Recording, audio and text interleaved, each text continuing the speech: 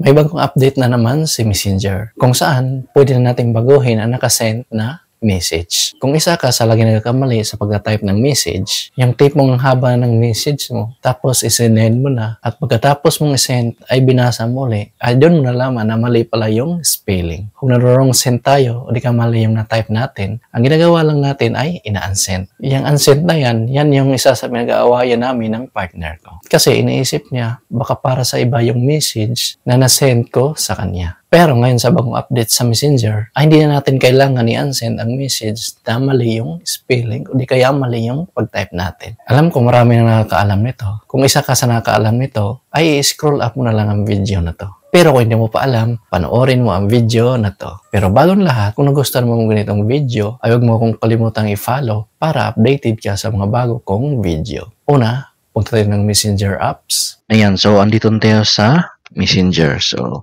i-message lang natin tong sa account ko. Lagay lang dito natin ay san ka na ba? Kailan ka uuwi? Ayan, so kung mapapansin nyo, yung kailan ay nagiging kalan. So pag ganitong mali yung chat ko, ang ginagawa ko ay ina-unsend ko. So, ta-type na naman uli. So, ngayon naman, ang bagong update ni Messenger ay ilulong press mo lang siya. Then, pinutin itong more. Then, pinutin itong edit. Ayan, so pwede natin siyang i-edit. So, halimbawa itong kalan, gawin natin kailan. So, ayan. Then, lagyan din ng I. Pagkatapos ma-edit, pinutin lang itong check. Ayan, so kung mapapansin nyo, nabago na yung spelling. So, naging kailan. So, nakalagay dito ay edited. So, makikita din yung kachat mo na inedit mo yung message niya.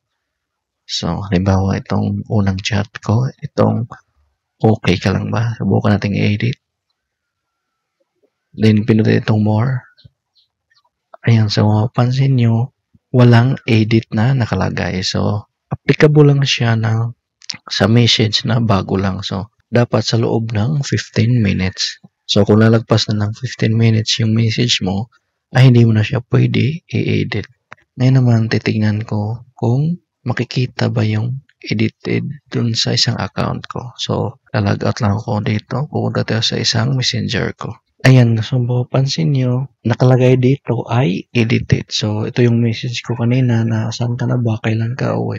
Makikita natin na inedit niya pala yung message. So, ito na yung bagong update ng Messenger. So, kung magkamali ka man may chat or kung magkamali ka man ng spelling, ay pwede mo siyang i-edit.